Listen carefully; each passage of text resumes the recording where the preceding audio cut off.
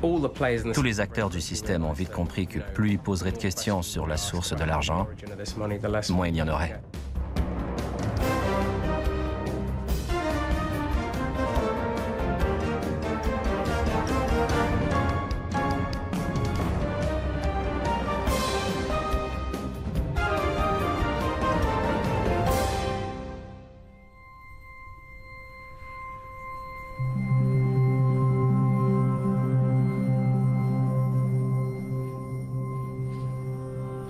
Partout dans le monde, les inégalités ont atteint de nouveaux sommets.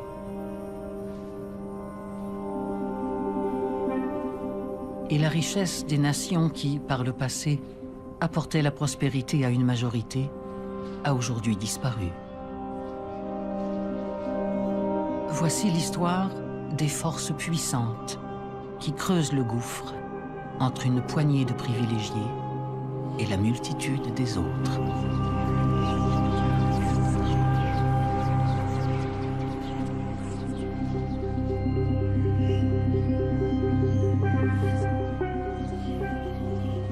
Does Apple Inc. own directly or indirectly AOI, AOE, and ASI? Yes, Apple Inc. owns directly or indirectly AOI, AOE, and ASI. AOI is incorporated in Ireland, is that correct? Yes, Mr. Chairman, it is incorporated in Ireland. And where is AOI a tax resident? It does not have a tax residency.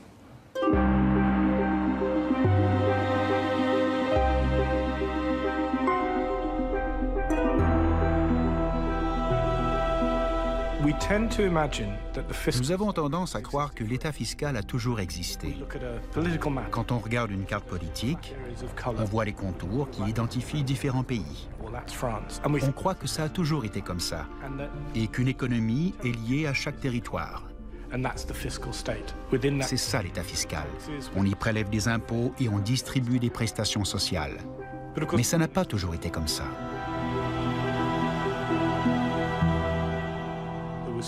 Il y a eu l'avant-État-providence, puis l'État-providence régi par un ensemble de conditions qui ont changé.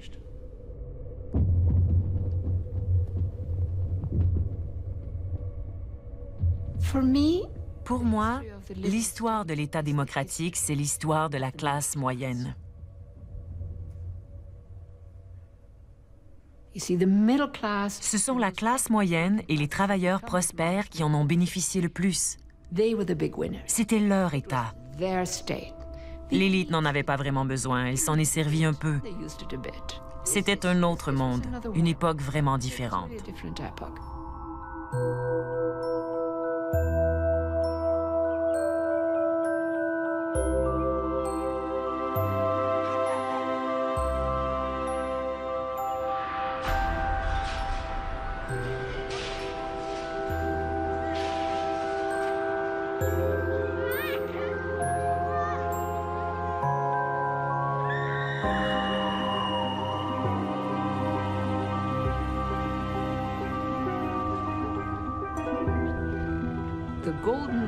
L'âge d'or de l'État-providence, je crois que c'est terminé. L'État-providence est en déclin. Alors les classes moyennes se révoltent, ou leurs enfants plutôt. La 4e ou 5e génération post-Seconde Guerre mondiale se rend compte tout à coup que ce contrat social est rompu. Il est surprenant que 225 ans après la Révolution française, nous revenions au point de départ où il existe une classe importante de la société qui profite de privilèges fiscaux. La grande noblesse de l'époque ne payait pas d'impôts et aujourd'hui, nous voyons effectivement renaître une nouvelle grande noblesse qui, légalement, ne paie plus sa juste part d'impôts. À l'époque, tout le fardeau fiscal reposait sur le tiers-État. Et aujourd'hui, comme mère, je crains que nous soyons en train de préparer ce même destin pour nos enfants.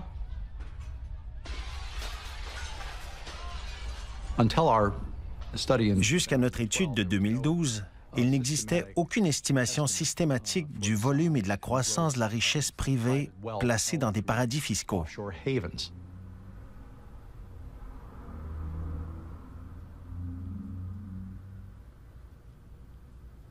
Le total mondial était astronomique. 21 000 à 32 000 milliards à la fin de l'année 2010, et il a continué à progresser depuis. 10 à 15 % du patrimoine financier mondial est placé dans des paradis fiscaux, hors d'atteinte des autorités fiscales. Je connais les gars qui dirigent Tax Justice Network. Ce sont des gens fascinants. Ils se trompent, mais ils sont pleins de bonnes intentions. Et ils y croient vraiment.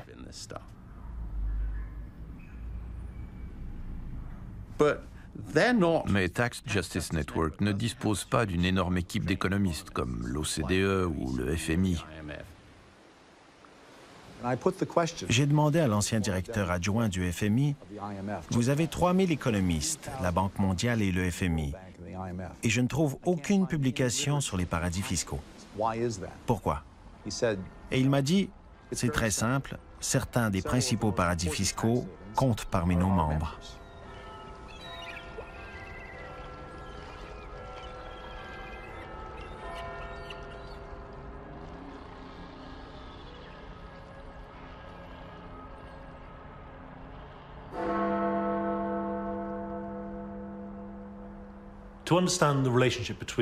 Pour comprendre le rapport entre la City de Londres et la métropole, il faut faire un peu d'histoire.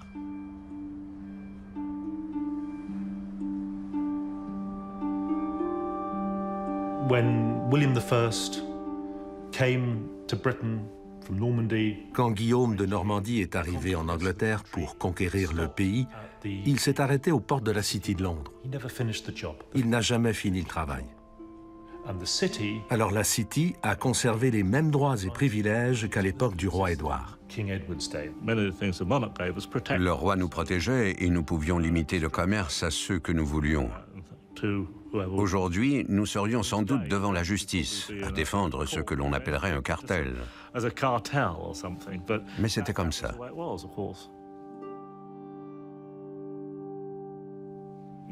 Nous sommes propriétaires de tous les ponts sur la Tamise et en collectant des droits de péage au fil des ans, nous avons accumulé beaucoup d'argent que nous utilisons au profit de la nation. Cela dit, l'une des priorités est de protéger, non, promouvoir les services financiers de Londres à travers la planète.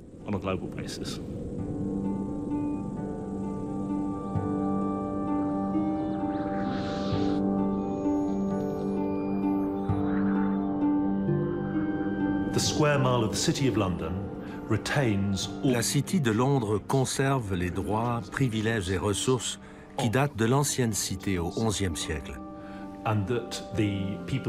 Ceux qui vivent en dehors de cette enceinte, les 8 millions de citoyens dont je suis, ne profitent pas de ces ressources, bien que nous soyons citoyens de Londres. Voici la City. C'est une maquette interactive qui sert à la planification. On peut y choisir son site. La corporation possède environ 25% de la City, mais il y a maintenant plus d'investisseurs étrangers que britanniques.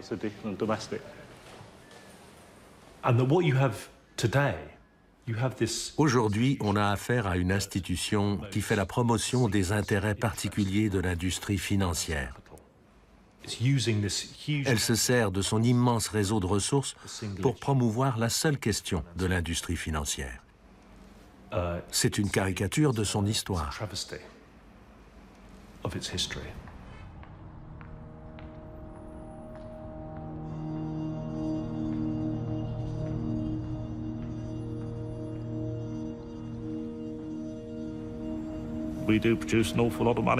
Nous produisons des sommes énormes. Et ce qui est bon pour la City est bon pour le pays, à condition que ce soit gagné de façon légitime et ne mette pas en danger la richesse de la nation. Ce qui a été le cas.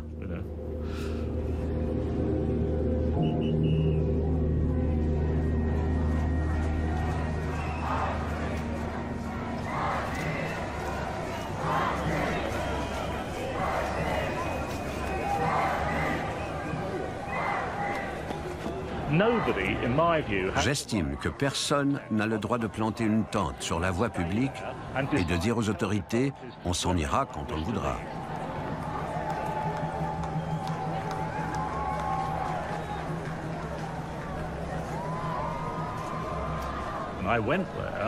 Je suis allé sur place parce que personne ne parlait pour nous.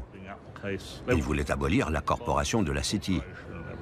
J'ai décidé d'aller débattre avec eux.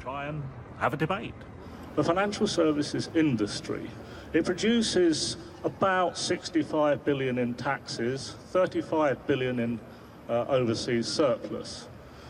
It's been very successful because, apart from anything else, many of the other industries, of course, that used to be very successful in Britain have withered away. And I don't make any apologies for being successful. I don't make any apologies for being #1 in the world. So far from being a success story, I regard the City of London as the world's biggest tax haven, attracting billions, hundreds of billions of dollars of wealth out of Africa, out of Asia, out of Latin America, out of Europe, out of Greece, out of Italy, to where it's misused by the City of London. Stuart, I would welcome it if quite a few of our bankers left as quickly as possible.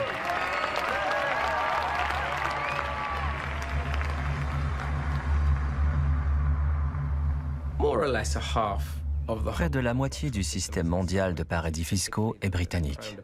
Les dépendances de la couronne et territoires d'outre-mer sont comme des fragments de l'Empire.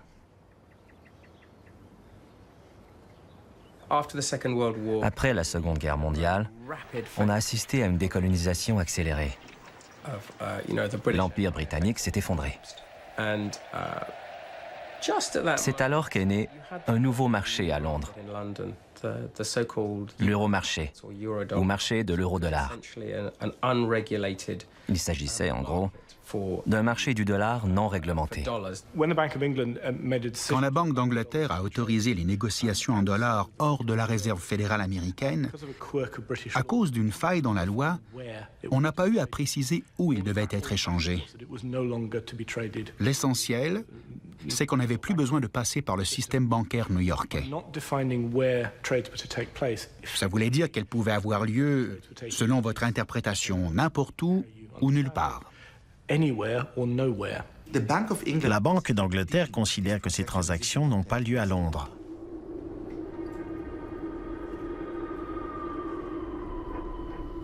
Mais puisqu'elles n'ont pas lieu à Londres, Londres ne les réglemente pas.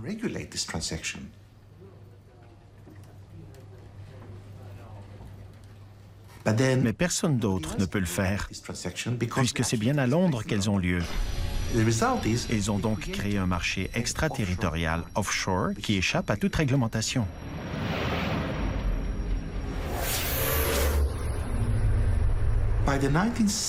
À partir des années 60, les grandes banques américaines ont compris qu'en opérant via Londres, elles pouvaient éviter toutes sortes de réglementations. Alors, le marché a explosé. Cette mentalité s'est vite installée. Ne posons pas trop de questions et profitons de l'argent.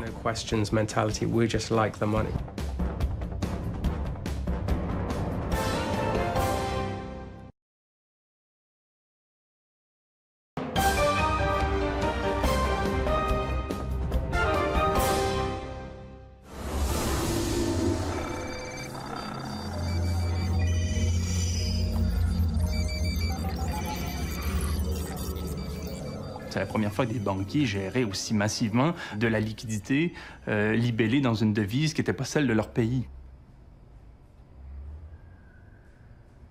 Depuis Londres, ce qu'on a fait, c'est qu'on a en quelque sorte réparti cette manne, hein, ces milliards de dollars américains-là qui ne relevaient plus du gouvernement américain, dans différents paradis fiscaux, dont notamment les Caïmans, l'île Jersey, ainsi de suite. Bon.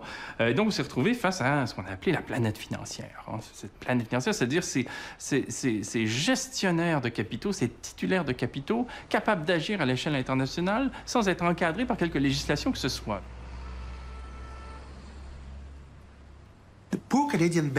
Les pauvres banques canadiennes voulaient elles aussi profiter de Londres, mais c'est une ville chère.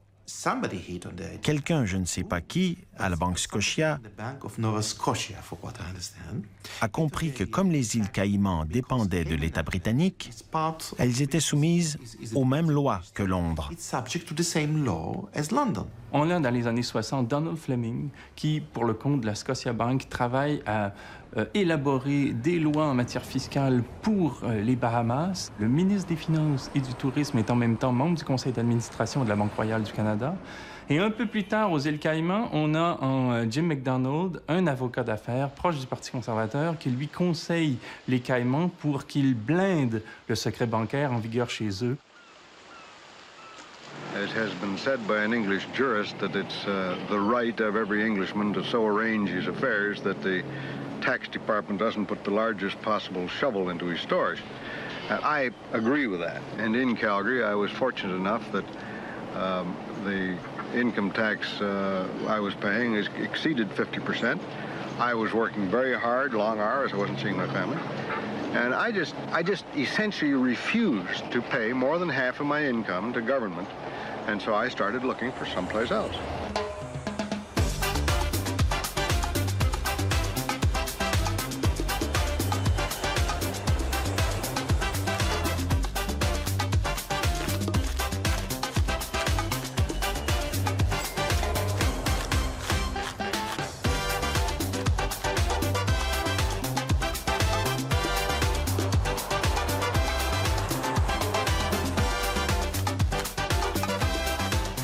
There's nothing, to my mind, improper, immoral, or anything else about establishing a tax haven. I don't feel any remorse about not paying taxes.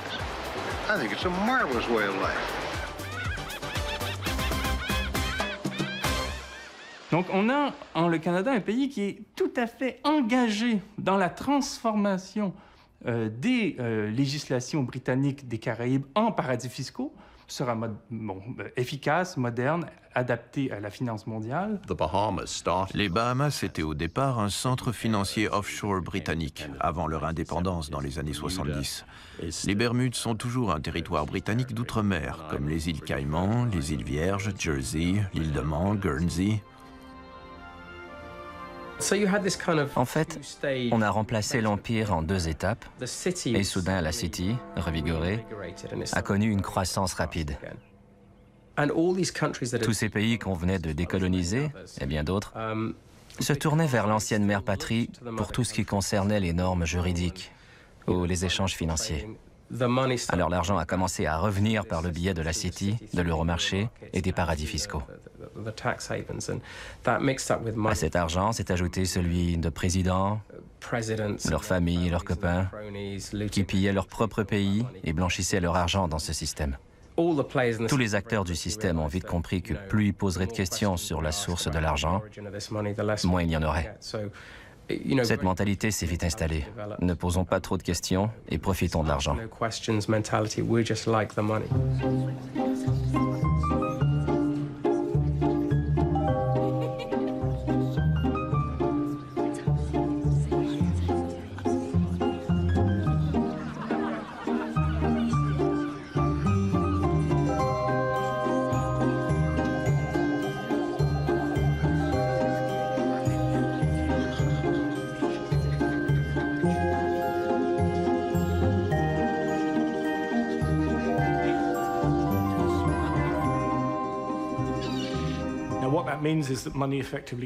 L'argent passe la frontière à sens unique.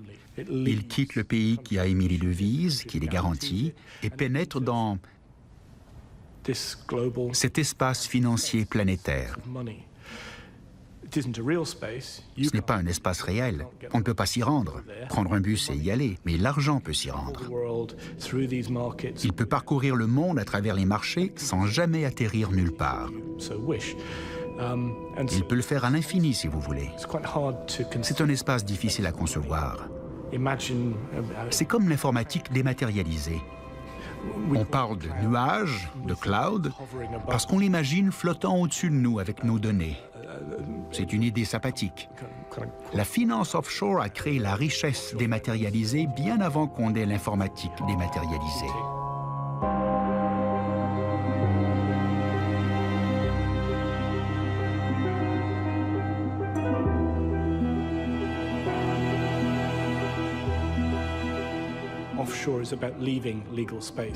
Offshore veut dire quitter l'espace légal. L'offshore se trouve de l'autre côté de la carte. On peut passer dans ce domaine mal défini qu'on appelle l'extraterritorial, comme si on voulait dire un ailleurs sur la planète. Mais en fait, c'est un ailleurs juridique et fiscal.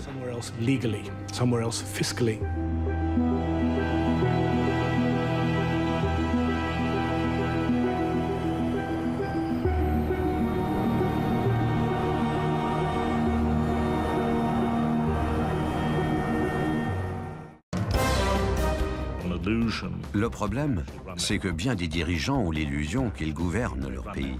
En réalité, ils le gouvernent dans les limites imposées par le système financier international.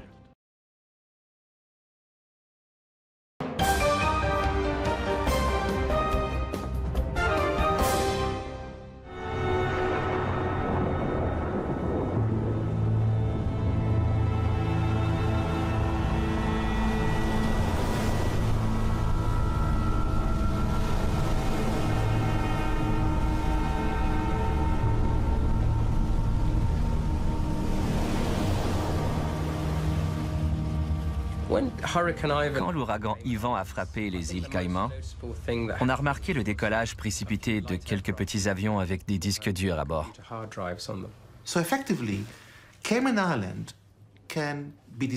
Un ouragan pourrait détruire les îles Caïmans, elles pourraient s'enfoncer sous la mer, tout en restant le quatrième centre financier du monde.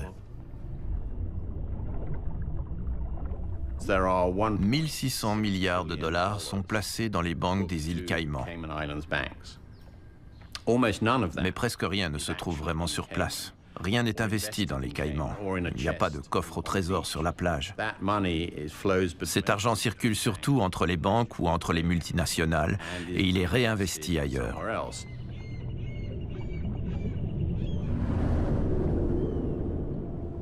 Moi, j'ai rencontré, c'est une histoire que je raconte, elle est amusante, enfin, demi-amusante.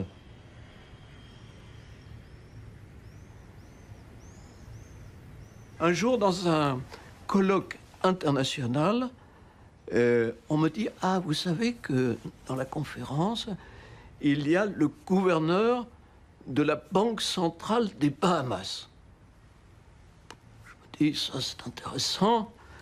On connaît le rôle des Bahamas dans le système financier.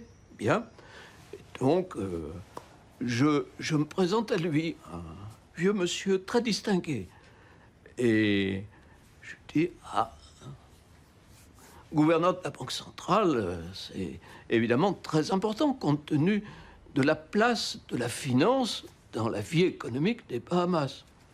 Il me dit, oh, vous savez, moi, j'ai jamais fait de finance dans ma vie. Jamais.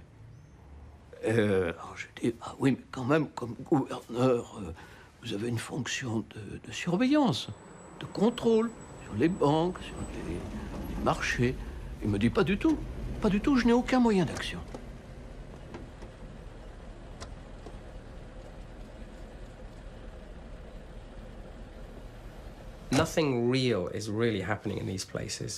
Il ne se passe rien de réel dans ces pays-là. Il n'y a pas de gestion concrète de fonds spéculatifs. Les gens qui s'occupent réellement de tout ça sont à New York, à Londres, à Paris ou ailleurs.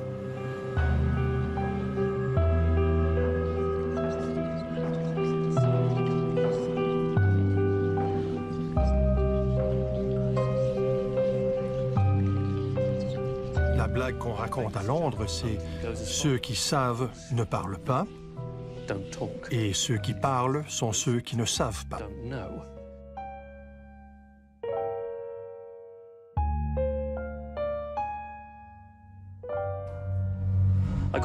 J'ai travaillé pour ce qui s'appelle aujourd'hui Deloitte Touche, dans leurs opérations offshore. Un jour, le téléphone sonne. Une entreprise agissant pour le compte du gouvernement de Jersey me dit « Le gouvernement cherche un conseiller économique. Ça vous intéresse? » Me voilà insider dans un important paradis fiscal européen. J'étais donc très bien placé pour découvrir la position britannique sur les dépendances de la couronne. Le gouvernement britannique était de connivence à chaque instant en appui à ses paradis fiscaux, Jersey, les îles Caïmans et autres. Loin de vouloir agir, alors que l'Union européenne ou les États-Unis faisaient pression, ils promettaient de faire leur possible, mais n'ont jamais vraiment entrepris la moindre action concrète.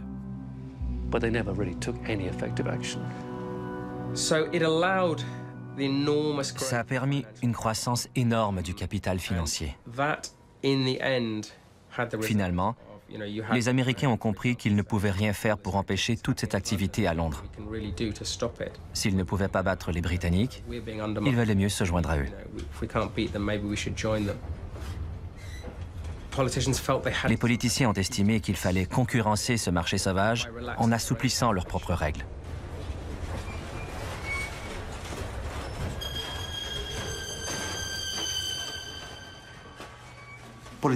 Les politiciens ont commencé à changer de discours.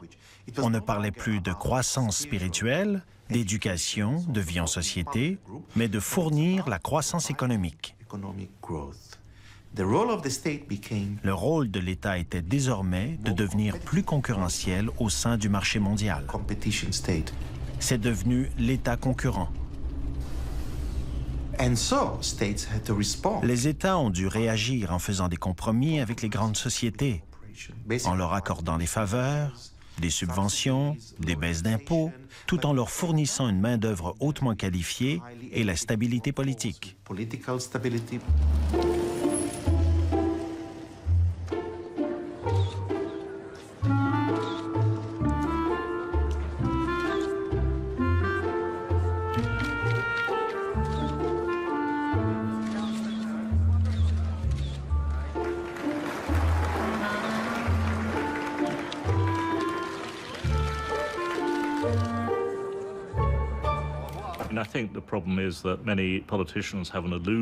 Le problème, c'est que bien des dirigeants ont l'illusion qu'ils gouvernent leur pays. En réalité, ils le gouvernent dans les limites imposées par le système financier international. Si vous voulez soutenir l'économie, si M. Carney veut dépenser une fortune, les acteurs de la finance internationale vont lui dire « pas question ». Sinon, on vend toutes vos obligations d'État.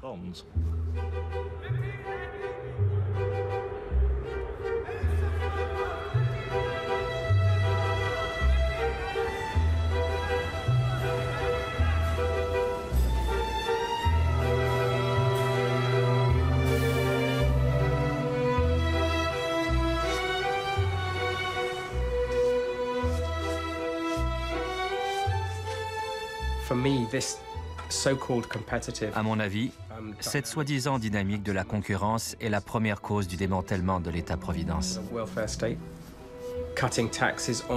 On a baissé l'impôt sur les revenus les plus mobiles, alors il a fallu l'augmenter sur les revenus moins mobiles, c'est-à-dire les revenus des travailleurs et des plus pauvres.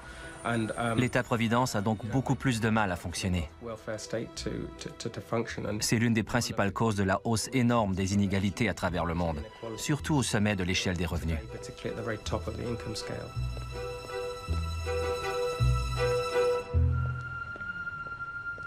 On peut suivre assez précisément l'évolution des inégalités de revenus, de la répartition du revenu national américain de 1913 jusqu'en 2013.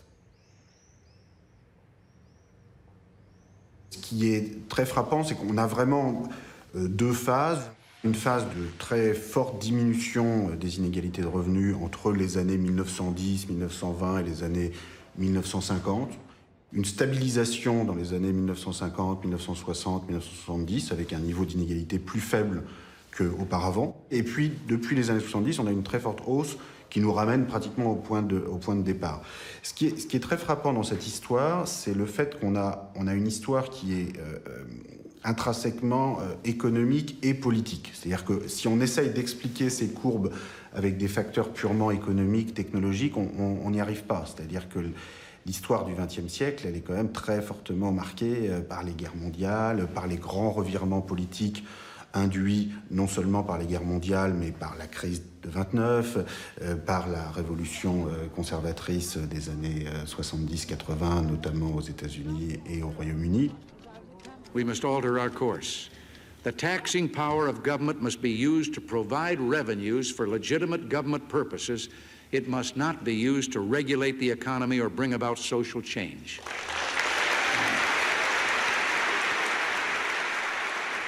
What begins to happen in the 1980s is that transformation. Les années 80 marquent le début d'une transformation qui accompagne la globalisation, l'ouverture au offshore.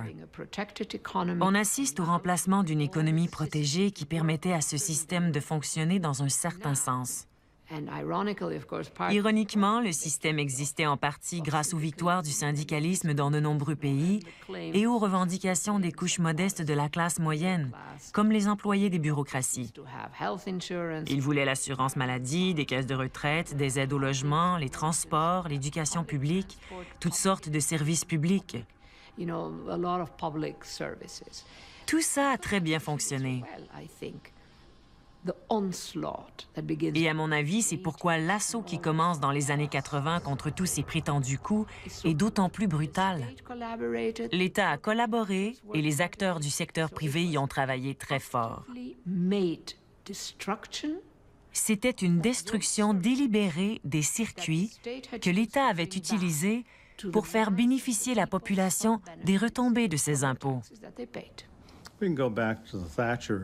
Remontons à l'époque Thatcher en Grande-Bretagne. Les dépenses gouvernementales ont augmenté très vite depuis la Seconde Guerre mondiale. L'économie stagnait et les Britanniques s'appauvrissaient. Madame Thatcher a compris. Même chose ici avec Ronald Reagan et dans bien d'autres pays. On a privatisé, réduit le rôle de l'État. Excellent résultat.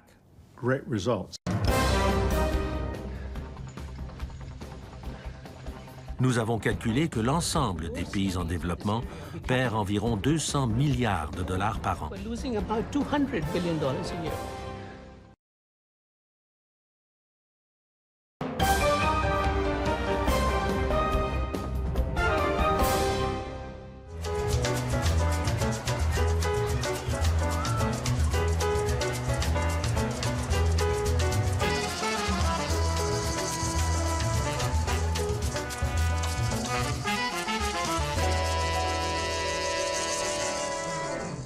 Would you say that one of the ways companies meet their obligations to society is through the payment of tax? Yes or no?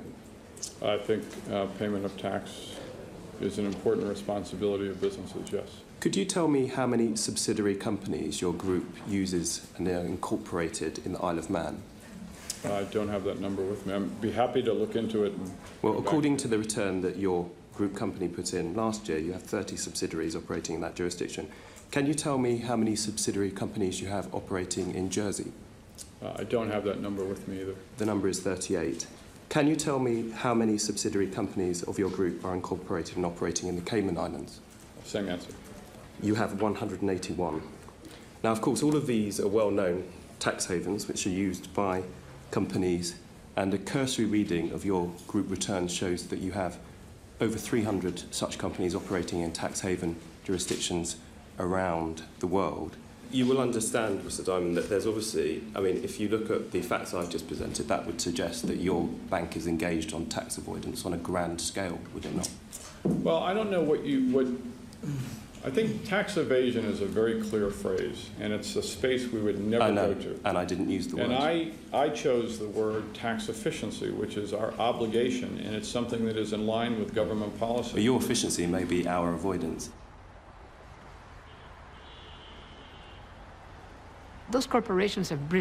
Ces multinationales ont d'excellents avocats, de brillants comptables. Pourquoi risquer l'illégalité comme une famille ordinaire qui voudrait éviter certains impôts? Pourquoi s'y risquer? Alors qu'on peut naviguer dans le flou réglementaire, dans cet espace mal défini entre le légal et l'illégal.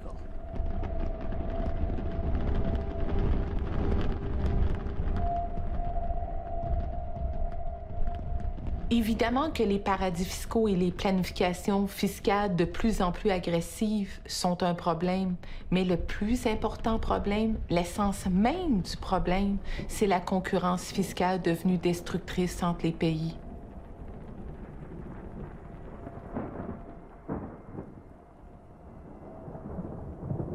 Si on prend l'approche du Canada face aux paradis fiscaux, on remarque une certaine forme de ségrégation entre deux catégories de contribuables. D'une part, il y a les multinationales pour qui c'est devenu légal de payer aucun impôt sur les revenus qu'elles réalisent ou prétendent réaliser dans les paradis fiscaux. Et de l'autre côté, on voit la mise en place de mesures d'enquête extrêmement contraignantes et corsées pour coincer et punir tous les autres contribuables qui essaieraient de faire de même. Here's the situation. You got an agreement which shifts the economic rights into the most valuable thing you have to 3 Irish companies that pay no taxes. You point out, and accurately so, Mr. Cook, that 95% of the creativity that goes into those products is in California, but 2/3 of the profits are in Ireland. And you've made a decision, which you have a right to do, not to bring that money home. Senator, we're proud that all of our R&D, or the vast majority of it, is in the United States. I know, but about 70% of the profits worldwide now end up with those 3 Irish corporations. That's the facts. Ce qu'on connaît de l'Irlande, c'est son taux d'imposition de 12,5%. Mais l'action offshore ne passe pas par là. Ce que l'Irlande fait, c'est de permettre aux multinationales de ne payer de l'impôt que sur un très faible pourcentage des profits réalisés sur son territoire.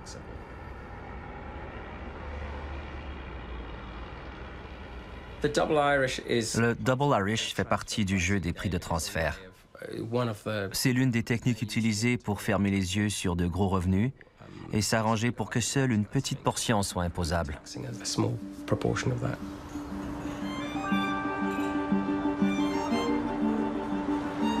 This is my take on the Double Irish. They might do something like mix a Guinness with a champagne. Half shot of Baileys, half shot of whiskey. This is possibly a drink that may curdle. That's why you have to drink it fast. Do a shot of Malibu first, followed by a shot of Jameson.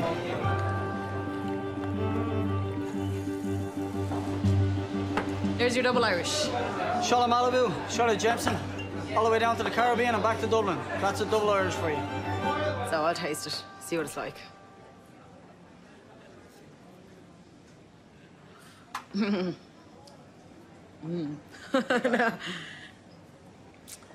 Tastes like a gone off Guinness. So the likes of Microsoft, Google, and these other big companies, corporate companies, I believe they do pay taxes. They pay taxes through their employees.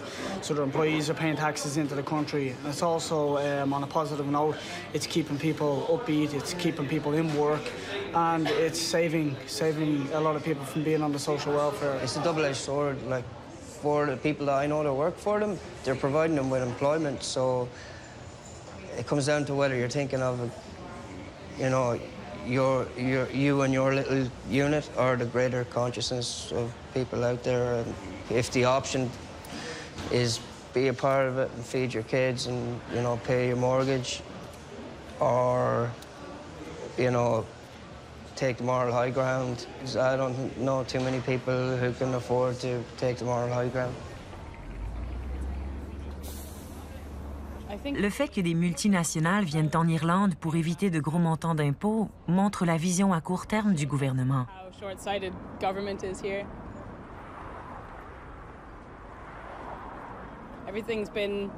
On fait de l'argent tout de suite sans penser à l'avenir. C'était déjà comme ça à l'époque du tigre celtique, en pleine croissance. On n'a pas investi dans les services. Regardez l'état des routes, il y a des trous partout. On voit bien qu'il y a beaucoup de corruption. Les gens payent beaucoup d'impôts ici et toutes ces nouvelles taxes tombent sur les particuliers. You could probably see why maybe the bigger companies are coming to this country, because the tax for them isn't as high. So our multi-million-dollar companies that are making millions aren't getting taxed as much, whereas the kind of people that have the lower income or the average income are just taxes are going through the roof. Ces entreprises vont partir dès qu'il y a un nouvel impôt. Elles ne sont pas engagées envers l'Irlande. Les politiciens le savent, mais ils jouent le jeu. Tout ça détruit l'économie. Et ça donne un très mauvais exemple. Si vous créez des emplois, tout est permis.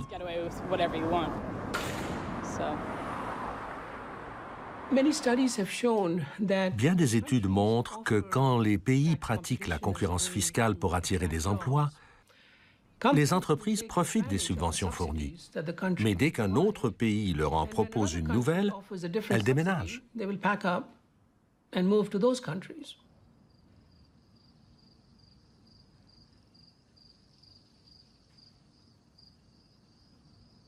Les vrais emplois créés par la concurrence fiscale, pour moi, sont des emplois d'avocats ou de comptables fiscalistes.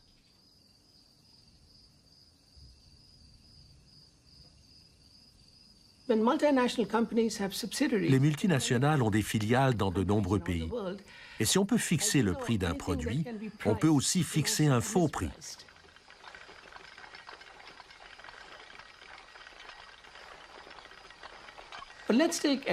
Prenons l'exemple de l'agriculture, disons les bananes. De nombreuses plantations au Guatemala appartiennent aux multinationales fruitières Del Monte et Chiquita. Elles vendent le produit de leur plantation du Guatemala à très bas prix à une société des îles Caïmans. Alors le fruit a poussé au Guatemala, mais le gouvernement du Guatemala en a tiré un revenu minime. Et le profit se fait lors de la vente des fruits aux îles Caïmans, avant la revente en Europe et aux États-Unis.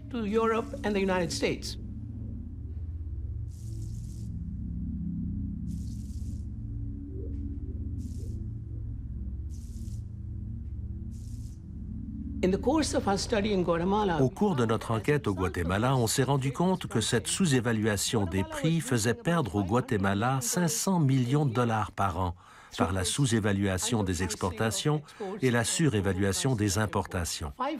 500 millions de dollars pour un pays aussi pauvre. Nous avons calculé que l'ensemble des pays en développement perd environ 200 milliards de dollars par an.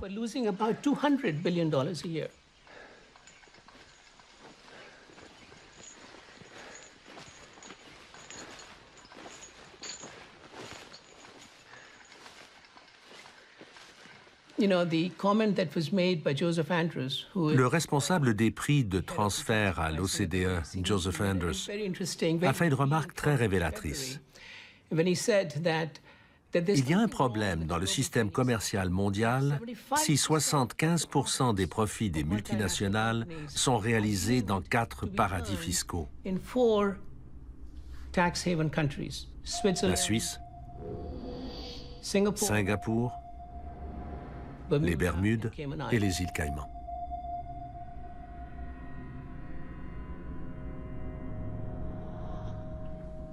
Now, Amazon, I buy a book from you. I do it actually online. I'm a regular buyer, and when I buy a book, what I do is I get amazon.co.uk. That's what I'm told. Is that correct? I mean, I can show you. Plenty of, in fact, I think you write to me every day with new offers. But it's a UK company that I'm buying from. No, you're purchasing from a single European company. We operate a single European... No, I'm buying, it says to me, I'll show it to you. It says amazon.co.uk. Is that actually to lie to me about the origins of your company? No, we're running a single European business. It comes with a UK. I believe I'm dealing with a UK company. When did any book that I ever purchase ever get to Luxembourg? So we do not have a... Have you got books in Luxembourg? No, we do not have a fulfillment centre in Luxembourg. We have our European headquarters in Luxembourg. When Chair buys her book, the money comes to Luxembourg, and you just essentially pay a small amount back to the UK to have it delivered, is that? Services such as operating the fulfillment centres, which is going to be receiving inventory, picking, packing, and then passing on those products. How much of your Luxembourg business is sales into the UK? Fortunately, we've never broken out revenue figures on a country or website basis. Come on, you can't be serious. We operate a pan-European business. Those are the only figures we have ever broken out. I used to be a finance director of a pan-European business, and if somebody told me, what do you sell in each country, I'd be fired immediately if I didn't have the answer to that question. That's so those are numbers that we've never disclosed publicly. Will you disclose them privately? I'm very happy, should the committee wish, to come back and see whether it's possible to disclose them privately.